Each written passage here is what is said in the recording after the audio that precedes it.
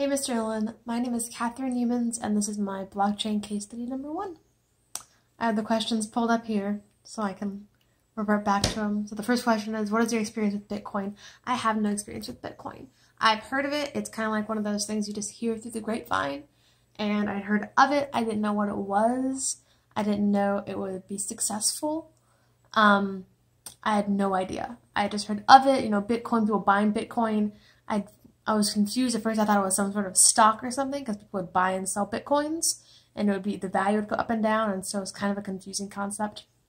But I had never heard of it before. It was brand new, and I've never purchased Bitcoin or any cryptocurrency whatsoever. I think because the market for it is still so wibbly wobbly, timey-wimey stuff, I personally am not confident in it to where I would purchase it thinking my investment would increase. It would be for the better.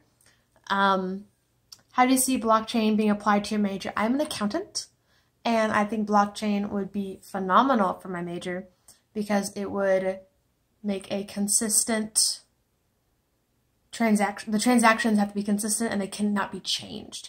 And so in that way, there's less like for fraud when it comes to accounting and the money. There is coercion could be a thing, definitely, that would have to be monitored more closely because of it, to make sure that companies aren't working together to fraud out of stuff. But I think it is very viable for my major as an accountant, as well as most business majors, just in general. What did you learn from the interview that was something new? From the second video with Walmart and the idea of food safety, I never really realized that that's important to me, but it's something that I expect out of all my food, safety.